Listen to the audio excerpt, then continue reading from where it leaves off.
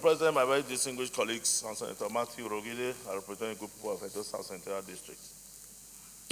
Mr. President, I know that this constitution has been overflowed, but I think it's an opportunity for some of us to lend our voice or our voices to, this national issue that has been on for so very many years.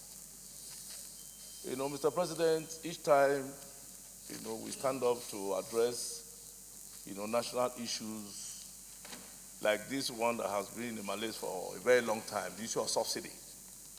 It is important that we remind ourselves of all the stakeholders, all the critical actors that have been involved in the importation of, petroleum products into this country.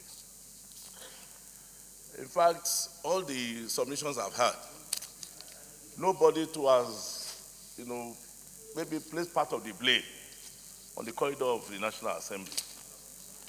Now we want to approve final payment of 129 billion. We know it too that if the approval is not given by the National Assembly for payments like this, there is no way we can keep sustaining the payment of subsidy. Governments have come in, people have played partisan politics, whether it is PDP, APC, issue of subsidy. Whether we are going to build refineries, we are not building refineries. People have been talking about it. But one thing is that we are all connected in this malaise in one way or the other. Mr. President, let me say that in those days when we had 3 or 4 refineries that were, processing our crude, we were able to meet up with our daily demands for PPMS, kerosene, and the rest. But as we have been growing as a nation, it has become more difficult for us to have sufficient petroleum products to meet our needs. When it started, it was a question of doing turnaround maintenance for our refineries. That was another avenue of cutting money away out of this country. A lot of multinationals were brought in to come and do turnaround maintenance for huge sums of money that were paid to this. Our refineries were never maintained. I'm saying this under any condition, under any party, from the military to the civil administrations that we have had over the years.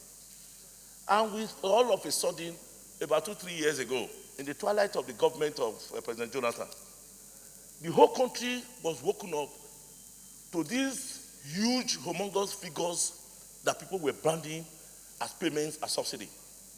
Until then, people now got to know that it was a huge scam on this country. That again, when this administration came, till today, there was no clear, defined position of government on subsidy. But we are seeing it, that we have been paying these huge figures again as subsidy. And everybody will be talking. How can we cure this malaise? Yes, a lot of our colleagues here have said, let us go and build refineries. And I was of course, completely taken to the submission made by Senator Barrow, that if you even build refineries, it might not even stop this problem. Why I'm supporting this is that these are Nigerians who borrowed money from financial institutions to execute businesses. I know somebody here who is probably asking for 10 billion, is owing the banks over 40 billion. So are we going to punish them for rendering services to our country? My committee investigated subsidy from January 2017 to December 2017. The petroleum marketers refused to come and testify because they were in deep pain. And they said they were not going to help this country by providing PPMS to meet our needs. And NNPC took it all over. To save the country the embarrassment, NNPC decided to do it alone, using Duke Oil and the rest to bring in PPMS into this country. From there, they paid themselves the under recovery, which was the difference between the landing cost and then, of course, what was pump price. They decided to say this was what it was.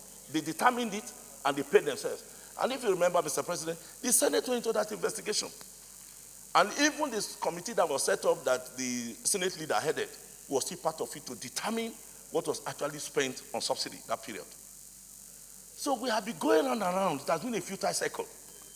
So coming to talk about this one has to be passed. Let us pay these people, but all their problems will still not be solved. So don't be surprised if another demand is going to be placed on this country for payment for subsidy, because the proper computations have not been done. But how do we go further? How do we cure this? Yes, Dangote is coming now to build one of the biggest refineries in Africa. Maybe that will be able to meet some of our needs. But the government, what is important, that government policy, government must be serious about curing this malaise.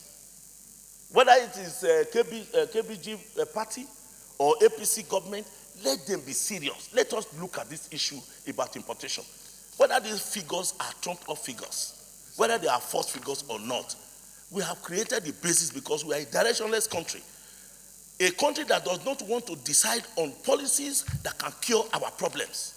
So, importation of fuel, whether it is a scam or not, whether these figures are going to be trumped up figures or not, we, as an institution, the National Assembly, we too must stand to say this thing must stop. If they come up, if we tell any government that is coming in that if you bring subsidy payment for approval, we're going to do it. We are giving you a time lag to go and establish your own refineries and make sure that our policies are good enough to cure malaise like this. Thank you, Mr. President. All right. Thank you, very distinguished.